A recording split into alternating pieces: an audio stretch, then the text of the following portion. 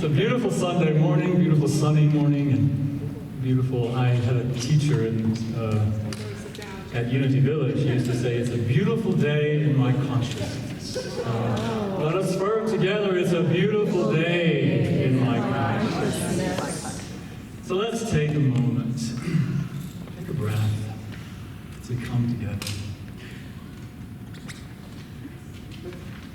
Oh, beautiful, oh, spacious skies, for amber waves of grain, for purple mountains' majesties, above the fruited plains. America, America, God shed his grace on thee and crowned thy good with brotherhood from sea to shining sea. And so we take this opportunity to stop, to breathe, to remember, to hold in our own minds and hearts the vision for this country that we call America. Freedom, justice, liberty for all. And we hold in our hearts today those who, believing in this highest vision, highest principles for this country, gave their all so that we might move forward day by day, word by word, action by action, to live into and from that vision, equality, liberty, and justice for all people. And so as we come together, I want to invite you to speak aloud the name or names of those that you would like to remember today, on this day when we honor, well, tomorrow, Memorial Day. And so let's just do that. Take a moment or two to speak aloud those names of those that you would like to remember.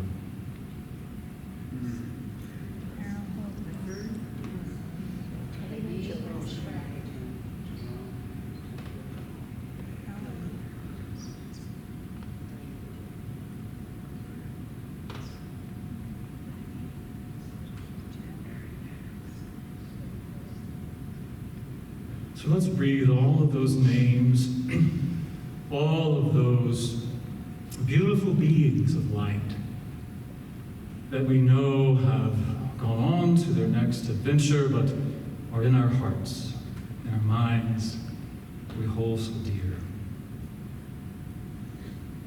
And let us together hold them in our hearts in love and light and peace, celebrating all that they gave, all that they stood for, all that they stood up for, and gave all that they had for. And we are so grateful, so blessed.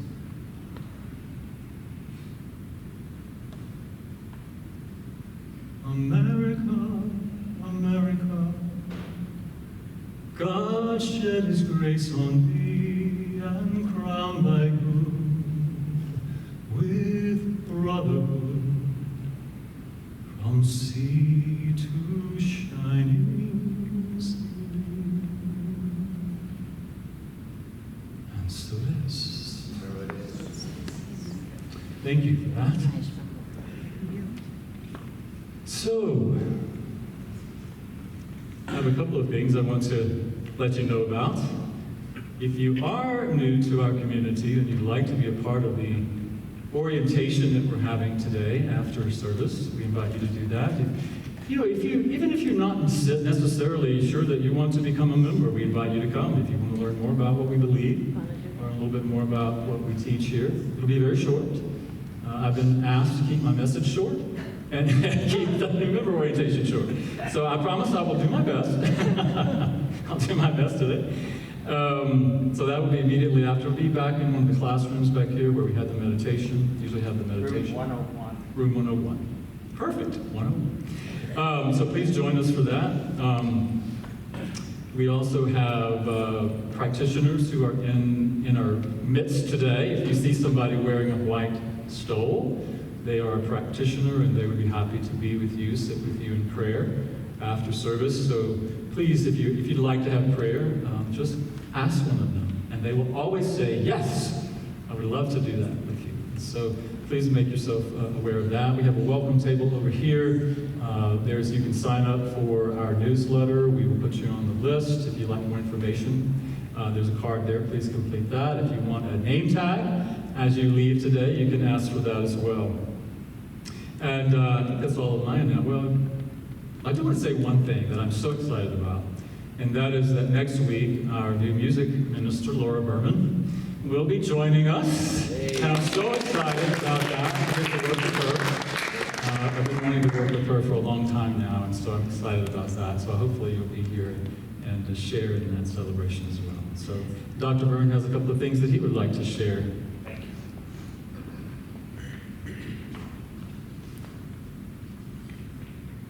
Good morning, all. Good morning. Oh, not only, I just was so touched by what you did, Reverend David, about our country.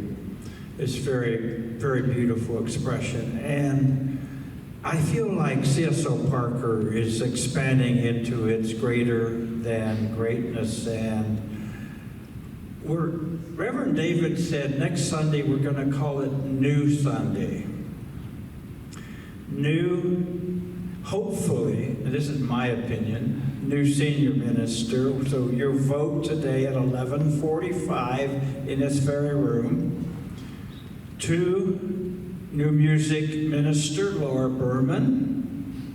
And also, we are going to honor all of you who choose to bring your membership to CSO Parker. And so we'll honor you at a special ceremony also. So it's going to be a triple delight next Sunday, and I really want to invite all of you to join us for that.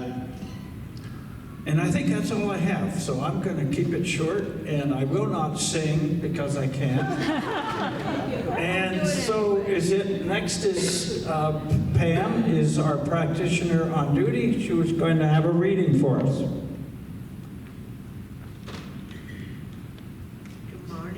Good morning. Can you hear me okay? Yeah. Great. My first reading this morning is A Return to Love, comes from a book, A Return to Love by Marianne Williamson.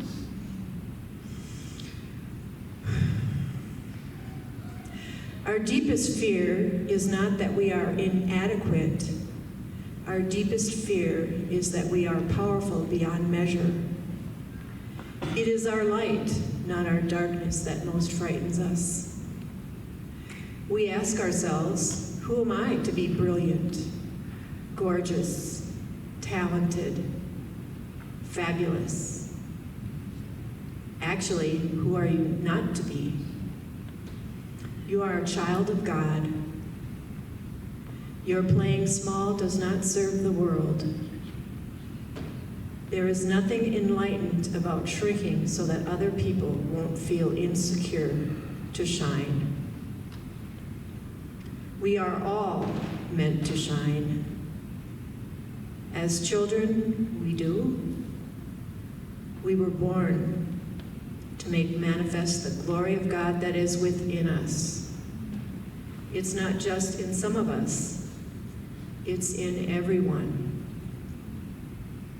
And as we let our light shine, we unconsciously give other people permission to do the same. As we are liberated from our fear, our presence automatically liberates others. And my second reading is from The Science of Mind, Ernest Holmes. The light is greater than the darkness, nor has the darkness any power over the light. The darkness is great denial of the light, but it really did not deny the light, for where the light was, the darkness was not. By merely bringing in the light, the darkness vanished into its native nothingness. This is the power of reality over seeming opposition or apparent separation. We can sit in the shade or move into the sunshine. Sitting in the shadow, we may not really believe that there is any sunshine. It is there, but we must awake to it.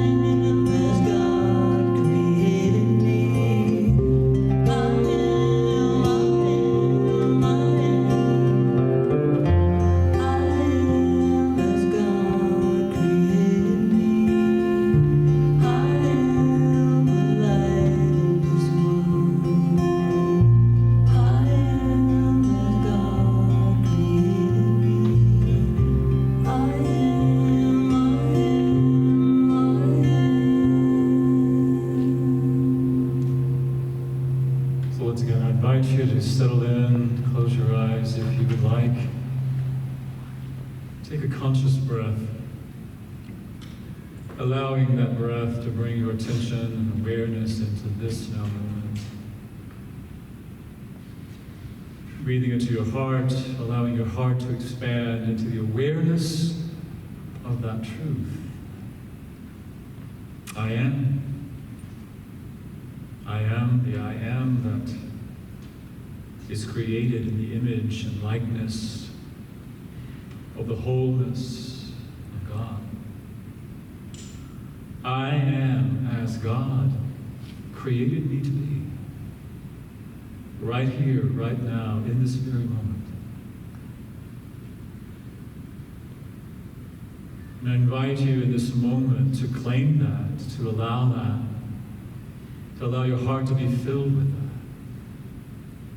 And as you claim it, allow anything that would argue against it to come up and fall away as much as possible. Breathing it out, letting it be dissipated by the light of love. For all of that is but an illusion. I am the I am as God created me to be. Individuated, whole expression of the divine. Opportunity in every moment is to claim it, grounded to be it.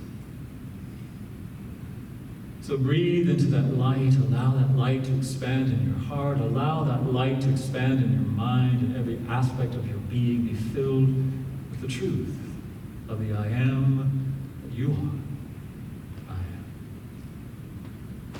I am. I am, you are. I am.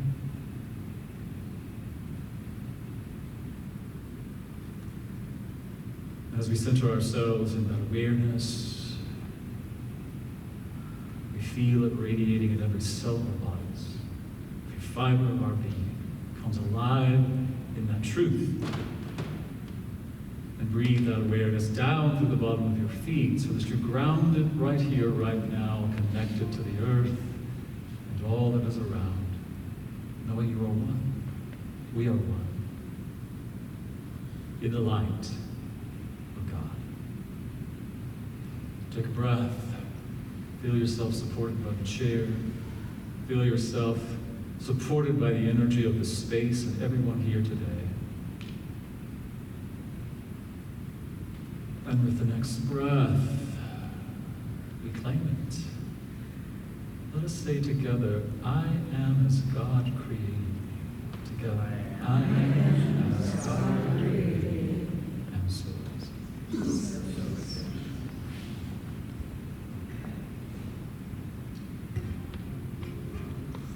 It's taken me a long time to figure out who we are. In fact, I could say it's taken most of my life to figure out who we are. But I think I've got a good insight. So what do? I write a song about it.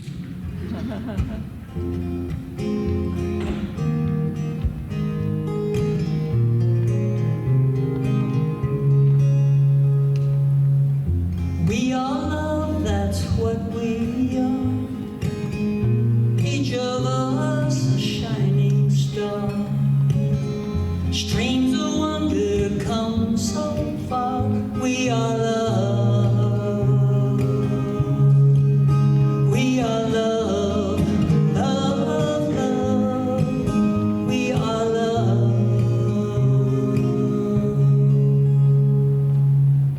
We go back so long ago, past 10,000 seasons, time expanding all we know, on our road to reason,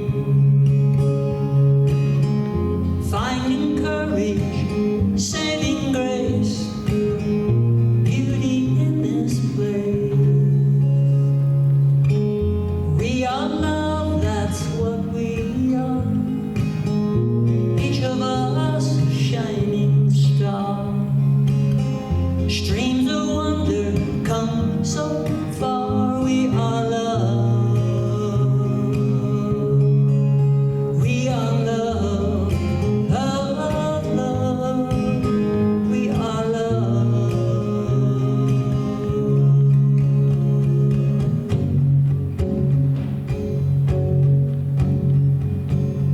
We are the stars, we give our light. This path we climb goes highest. And when it's dark, deep in the night, it's then we shine our brightest. We are love, that's what we are. Each of us a shining star.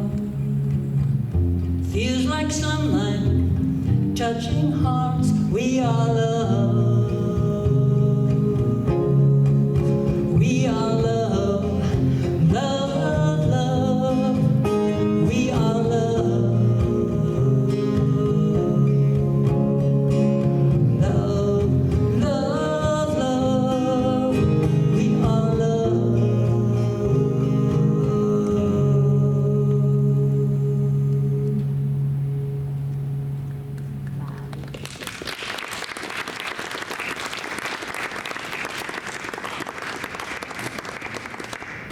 Thank you, Robert, just for being here on this holiday weekend. We appreciate it. And thanks to all of you for being here on this holiday weekend. So there's a story that I've heard many years ago, and I'm guessing many of you have heard this little story from the Native American tradition. And it goes like this. An old Cherokee is teaching his grandson about life. A fight is going on inside me, he said to the boy. It is a terrible fight. It is between two wolves. One is evil. He is anger, envy, sorrow, regret, greed, arrogance, self-pity, guilt, resentment, inferiority, lies, false pride, superiority, and ego. He continued, the other is good. He is joy, peace, love, hope, serenity, humility, kindness, benevolence, empathy, generosity, truth, compassion, and faith. The same fight is going on inside you and inside every other person too. The grandson thought about it for a minute and then asked his grandfather, which wolf will win? And the old Cherokee simply replied, the one you feed.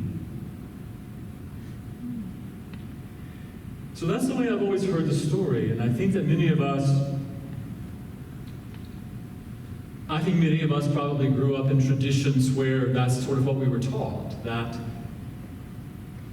there was this energy or this fight going on between the darkness and the light, even within us. There's this God and the devil, or however you want to say that, and there's some force of evil, some force of goodness, some force of evil, and it's that we're always sort of in the struggle of that. And the way to succeed is to only focus on the good, only focus on the positive, only focus on those things that you really want to experience and the things that you want other people to see and to know about you and to appreciate about you. And so we're taught about that, and I think, I would say for me, and I will own it for me, even when I got into New Thought, my very first science of mind, religious science minister, talked a lot about this idea of ego. And she used it as an acronym very often, edging God out. That somehow this ego was about edging God out. So in some way I learned that the ego was a bad thing. The ego was evil. The ego was what we had to vanquish. And so I think in some ways this idea of ego can become for us our New Thought devil. But what we understand is really the ego is important for us. We have to have some sense of self, some identity of who we are.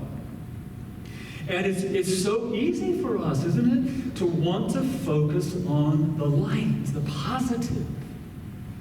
All of that stuff that we're taught we're supposed to be. You know, we come here and we come into these communities where we're encouraged and we're supported, and all of that good is reflected back to us. And that's what we pray about, that's what we teach about, that's who we believe ourselves to be.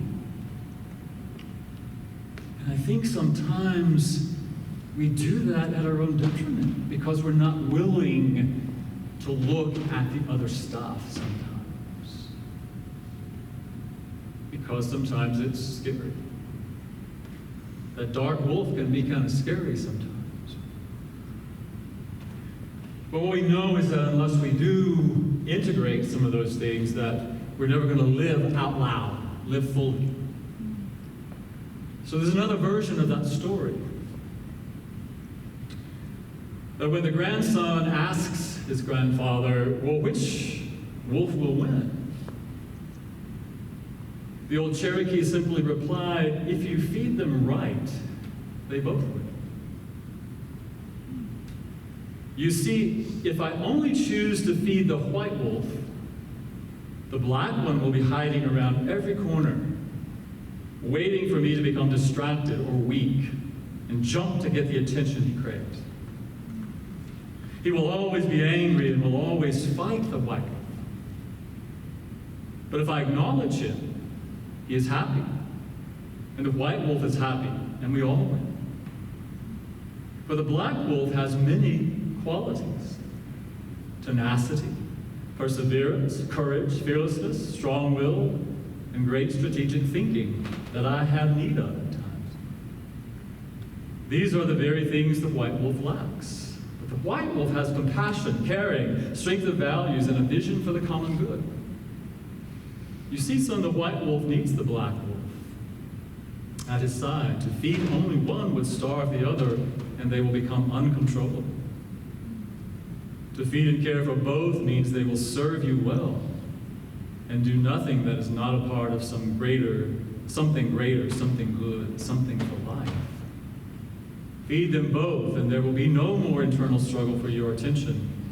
And when there is no battle inside, you can listen to the voices of deeper knowledge that will guide you in choosing what is right in every circumstance.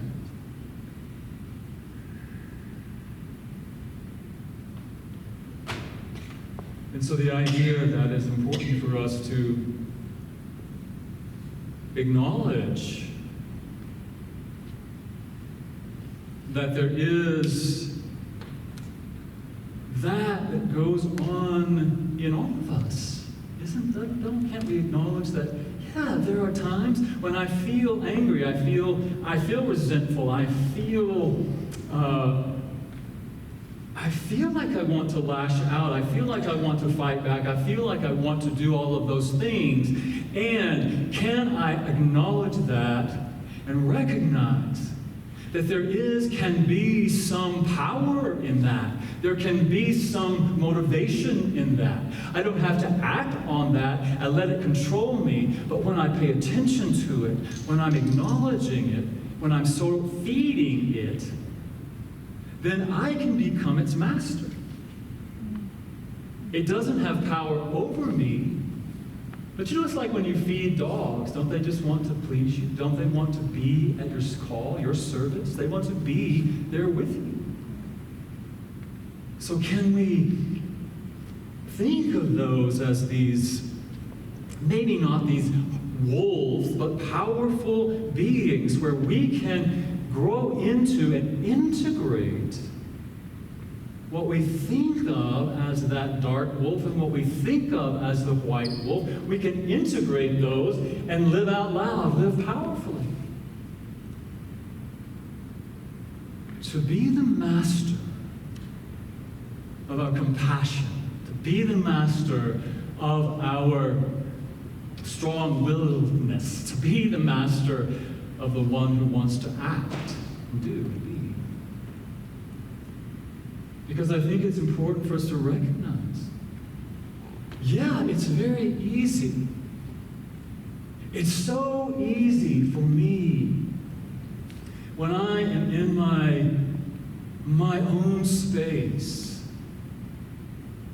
and I'm on my meditation cushion and I connect with that light being and that all that is within me, and I have this idea that I can be that all the time. But when I am fully enlightened, when I am fully arrived, I will just live as that light all the time. When I arrive, when I get there, that darkness won't ever come into my life again. But then I go out into the world. But I think what happens for me, and let me just own it for me, and maybe you can relate to that, that when we set ourselves up for that ideal, it's difficult sometimes, it's painful when we don't do it. I'm supposed to be living as the light. I'm supposed to be compassionate all the time. I'm supposed to be empathic all the time. I'm supposed to be loving all the time. And when I finally arrive, I will be. That's something that we're always trying. It's like an idol that we set up for ourselves.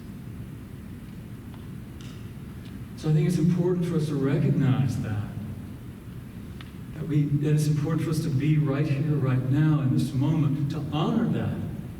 Honor our compassion.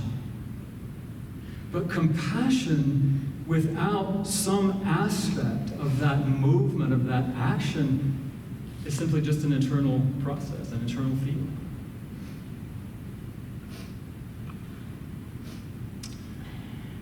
So it's good to have both, the compassion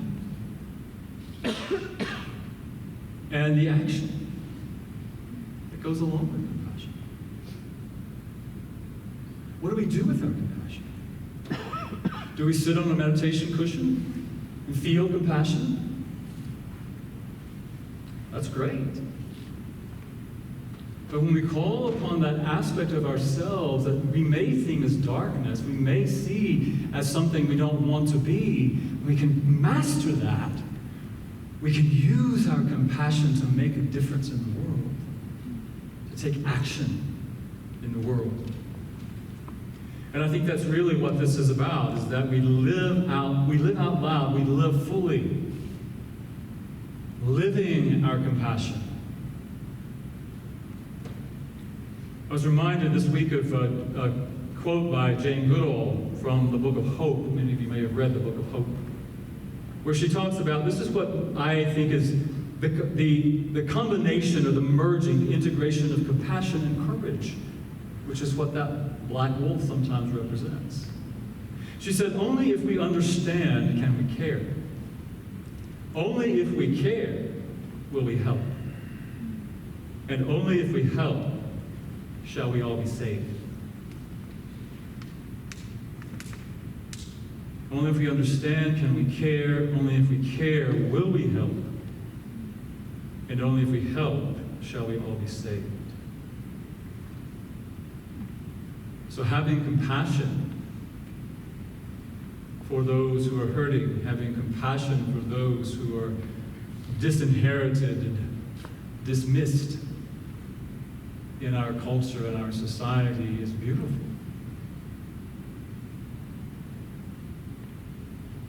But when we have the compassion combined with courage to step up, to step out, to speak out, that's when we can really help. That's when we make a difference in the world. I was struck this week when it was so interesting, I was moved this week at a level that was surprising to me when I learned of Tina Turner's passing. You know?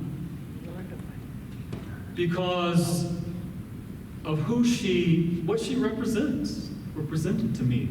And she was very important at a difficult time in my life. Her music was very important, and I appreciate who she is. And I kind of looked at that as she has finally had the strength of her self-identity that helped her to move, to take action, to save herself from her captor. And she said, this is a quote that I read from her this week, "My legacy is that I stayed the course from the beginning to the end because I believed in something inside me." I believed in something inside me. So again, that light, the power, that essence of I am as God created me, I am an individuated expression of the light of God, knowing that, knowing wherever I am, it doesn't have to be on Tina Turner's level. It doesn't have to be on any level other than whatever you are expressing in the moment, but you are an individuated expression of the divine, here to give, here to share, here to be that light in the world. However that shows up for you, just as I am. And it is that light. But sometimes it takes that push of something that we might think of as the dark part of ourselves. You know, I grew up hearing, don't get too big for your britches. You know? Don't get too big for your britches. Well, I'm saying, get too big for your britches. Don't believe that crap. Get bigger than you think you are. Get out there. I think I'm getting too big for my britches these days, but don't do it. I think that's what Tina would say too. You know, she was being oppressed and suppressed in that marriage and her relationship. There was something in her that said, no, I'm bigger than this. I'm more than this. And it took that within her to claim it. You know, I think sometimes we're so afraid to claim it. Just like Mary Ann says. It's our light that we're afraid of. So we claim it.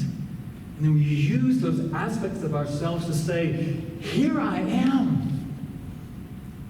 And I'm here to give all that God is as me. All of it. Whatever that is. Yay! Whoa! You go, man. And then honestly, it's again, I think it's what I was getting to this morning when we did the memorial, holding that vision, that within us there is this vision of America, of a world, of brotherhood and sisterhood, of the common good, equality, justice, and peace, and all those ideas that we hold so dear. And all of that is our opportunity to live that and to persevere. Sometimes it seems like we'll never get there. Martin Luther King Jr. said, when people get caught up with that which is right, and they are willing to sacrifice for it, there is no stopping short of victory.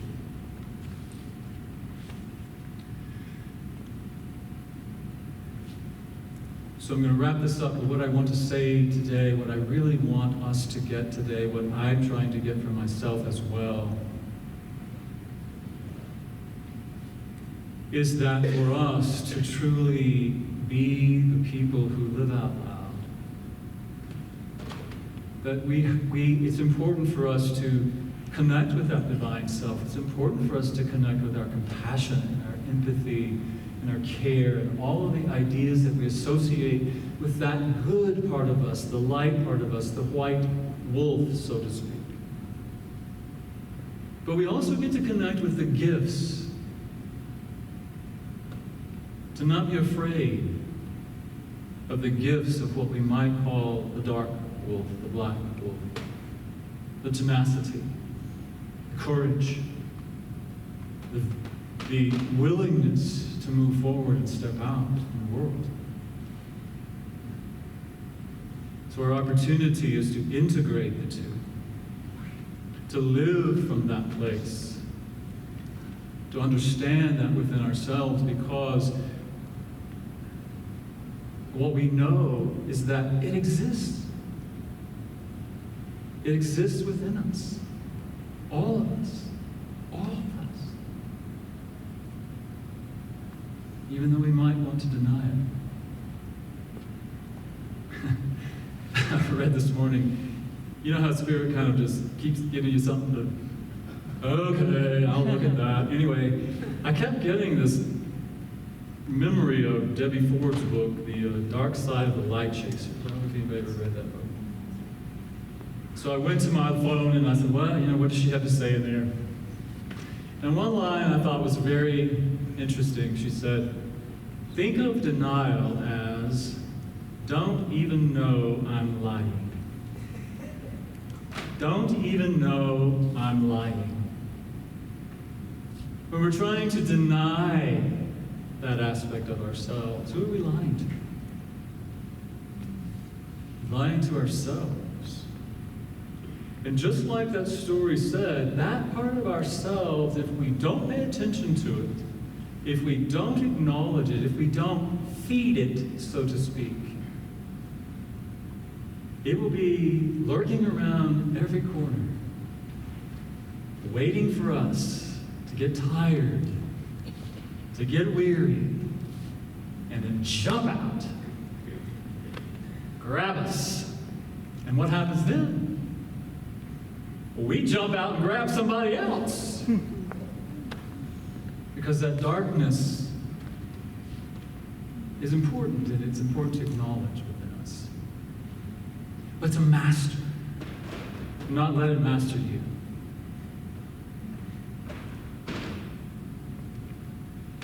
And I believe truly it is in that way that we can live our lives fully and completely and out loud.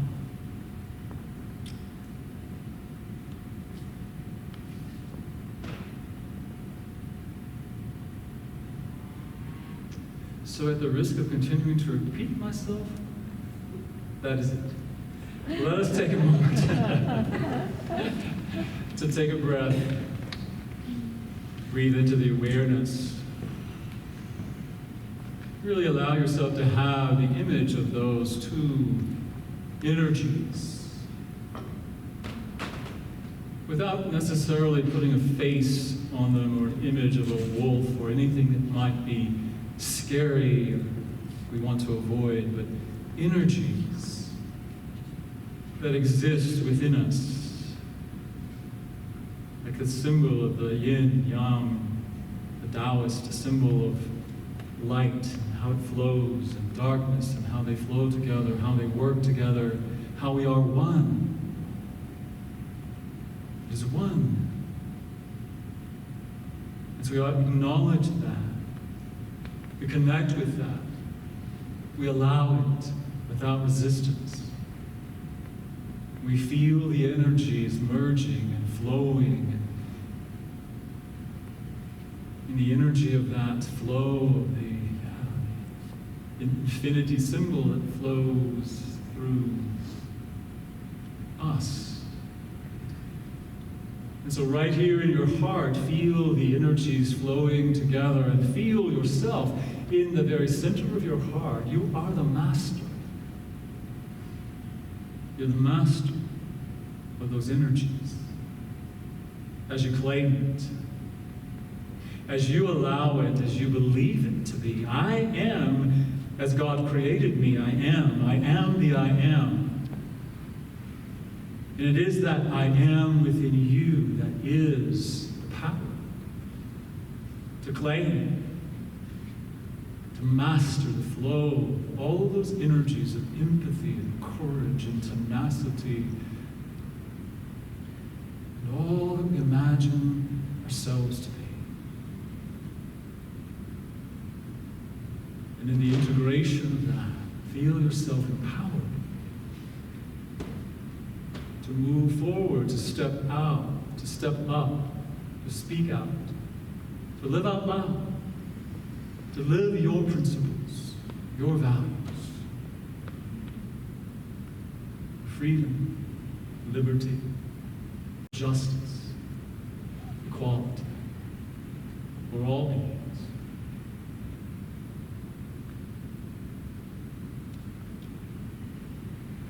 And we join together in envisioning a world in which those values are lived. Those values are lived in our own personal lives, and those values are lived in the world that we see.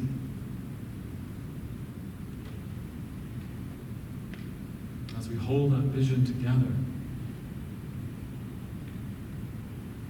hold that truth, we know that it is done. We claim that it is done. And we make a renewed commitment to ourselves,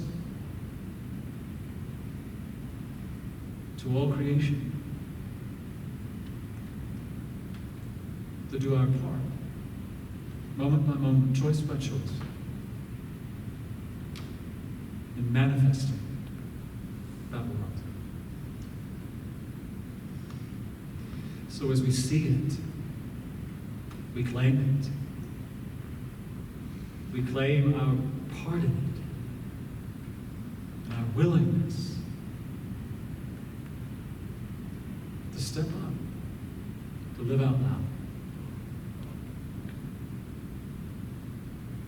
So ground that here and now, claim that vision, see it done. Breathe it in.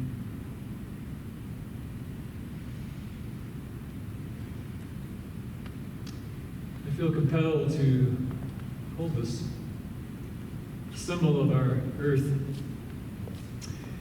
And so I invite you to share your energy with the planet, with all beings, with all life, with all creation that is exhibited in this manifest realm.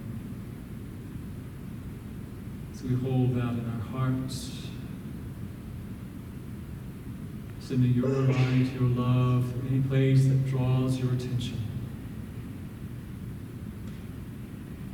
And know that your consciousness makes a difference. So we claim it. We know it is so. We are thankful for it. And together we say,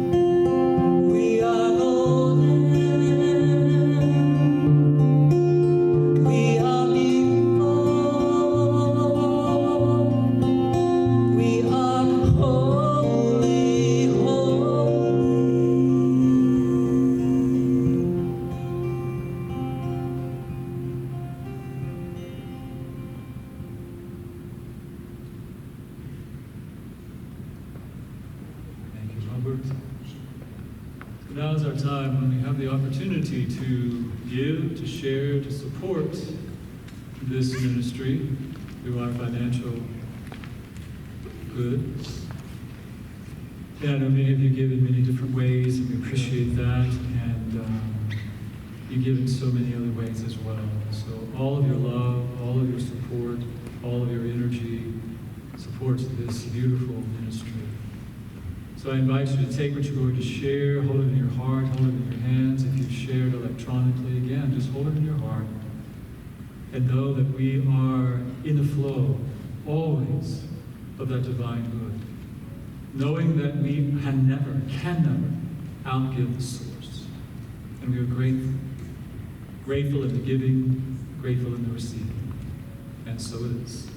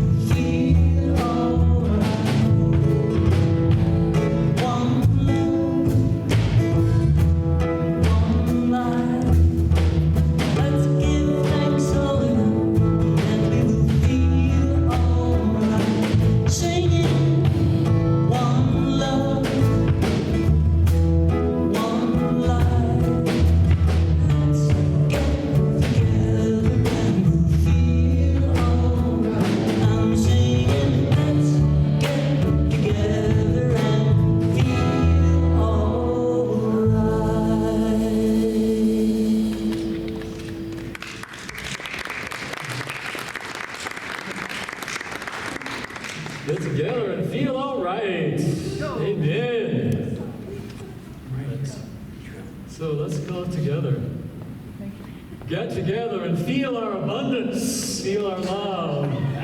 And so as we bless this offering, I invite you to send your love, your light, your energy, as we feel the energy of money, feel the green energy flowing through us, and we are so blessed.